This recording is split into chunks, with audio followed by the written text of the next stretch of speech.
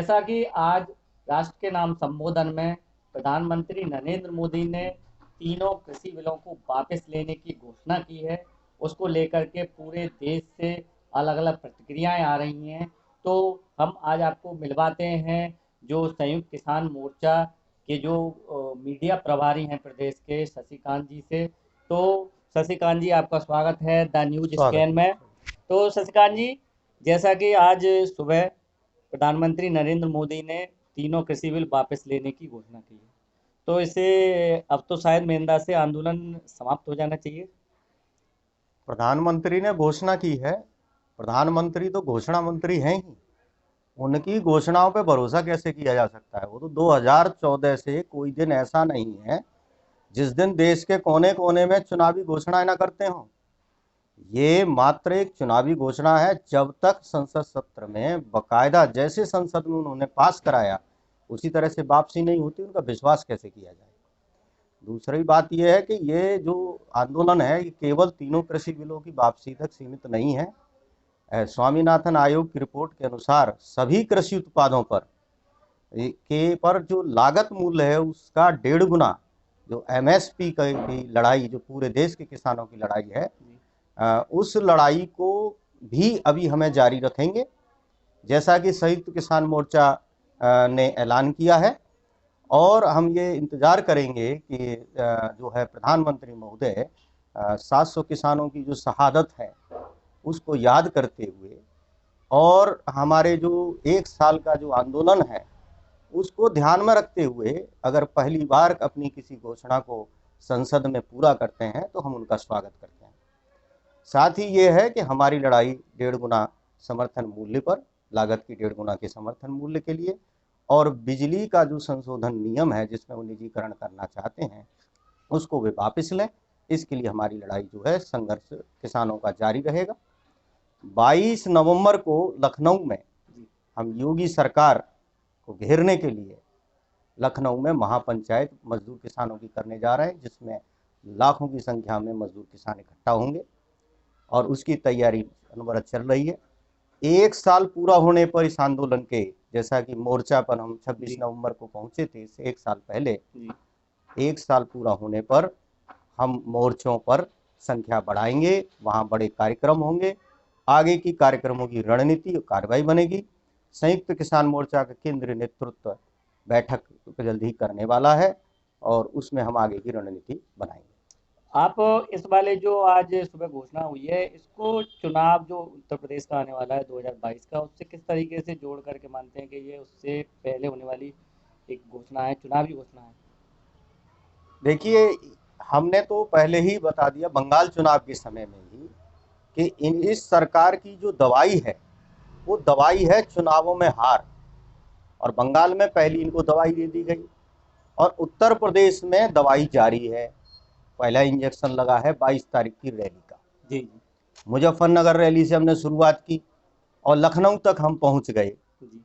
इससे ये घबराए हुए हैं, सरकार घुटनों के बल आने वाली है, सरकार झुकेगी। किसान और मजबूती के साथ हमारा संघर्ष में साथ दें। किसान ही नहीं, मजदूर और वर्ग जो कि इन तीनों कानूनों से प्रभावित होने वाले हैं। रसोई गैस की कीमत बढ़ गई है, पेट्रोल 100 के पार हो गया है, रसोई गैस 1000 के पार हो गई है। जो आज से 2 साल पहले 450 का सिलेंडर मिलता था वो 1000 का मिल गया। रसोई, महिलाओं के लिए रसोई बहुत महंगी हो गई। जी जी। घर चलाना पाना एक आम आदमी के लिए मुश्किल हो गया, मजदूर के लिए। इन सब सवालों को ये जो है किसान आंदोलन उठा रहा है और इसकी लड़ाई में जनता हमारी साथ दे। सरकार घुटनों के बल है और हम शायद जीतेंगे। और आज अच्छी बात है, गुरु नानक जयंती के पर्व पर हमें ये पहली जीत के जो आसार मिले। हम गांव में जाते थे, लोगों में एक निराशा भाव भी था इस तरह का कि 1 साल हो गई, क्या मिला हमें? ये मिला। ये हमें दिखाने के लिए सरकार घुटने के दम पर है। चुनाव में वो हारने वाली है, पत्ता साफ होने वाला है पूरे उत्तर प्रदेश में। इसीलिए नरेंद्र मोदी सरकार को आज ये घोषणा करनी पड़ी।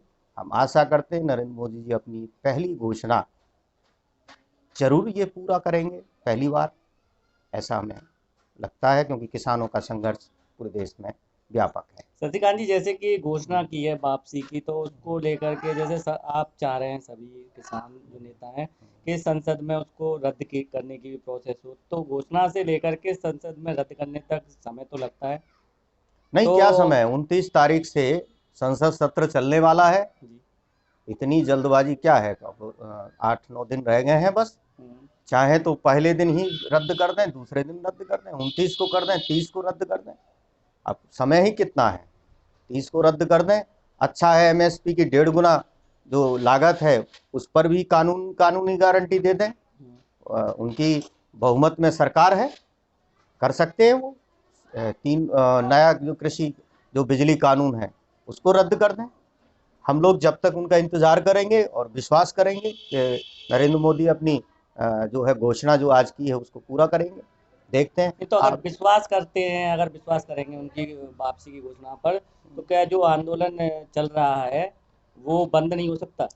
2014 से लेकर आज तक हम विश्वास ही तो करते आए। 2014 में उन्होंने कहा सबके खाते में 15 लाख रुपए आएंगे, रसोई गैस सस्ती मिलेगी, हम्म, पेट्रोल 35 रुपए लीटर मिलेगा। उनके गुरुजी ने कहा, जो गुरुजी जो है दवाइयाँ बेचने का धंधा करते हैं, आयुर्वेद के नाम पर, योग के नाम पर धंधा करते हैं, उन्होंने कहा 35 रुपए डीजल चाहिए क्या? वो यही बात कही, हमें मिला क्या? सन 2014 से उनकी घोषणाएं ही सुनते आए हैं और ठगे जनता ठगती आ रही है। ऐसे में इस घोषणा का, इतनी घोषणाओं के बाद इस घोषणा का विश्वास कैसे किया जाए? अगर ये जैसे कि ये जो तीनों कानून है, अगर ये संसद में रद्द हो जाते हैं, तो शायद आंदोलन समाप्त हो जाएगा। हमने कहा ना, तीनों कानून नहीं, उनके पास सरकार से वार्ता के समय में हमने जो मांगे रखी, एमएसपी की जो मांग रखी, जिसमें कृषि उत्पादों पर लगने वाली लागत का 1.5 गुना हमको जो है एमएसपी दी जाए, हम्म। ये मांग शामिल है। बिजली संशोधन जो नियम है उसकी वापसी की मांग शामिल है। ये हमारी सभी जो मांग पत्र हैं, इन पर वो खरे उतरे, उनको पूरा करें, आंदोलन वापस होगा। बाकी जो है संयुक्त किसान मोर्चा के सभी संगठन मिलकर जी। हम लोग जल्द ही सब लोग निर्णय लेंगे और इस पर आगे की रणनीति बनाएंगे, क्या होता है। एमएसपी की मांग जो है मुख्य मांग है। तो देखिए कि पीएम मोदी के द्वारा तीनों कृषि बिल वापस लेने की घोषणा हो चुकी है, परंतु जो किसान नेता हैं उन वह जब अभी भी इस पर कायम है कि जब तक ये संसद में रद्द नहीं होगा, तब तक हम अपने आंदोलन को समाप्त नहीं करेंगे। तो बस अब यही इंतजार है कि आखिर ये घोषणा घोषणा रहती है, या ये अपने मुकाम तक पहुंचती है और कानून रद्द होते हैं, या कोई नया कानून बन करके सामने आता है। ये आने वाला समय बताए। देखते रहिए आप द न्यूज स्कैन। और धन्यवाद शशिकांत जी, आपका न्यूज स्कैन धन्यवाद। के समय देने के लिए। द न्यूज स्कैन का धन्यवाद, जो किसानों की बातों को हम आम जनता तक और सभी तक पहुंचाने का काम करते हैं। धन्यवाद।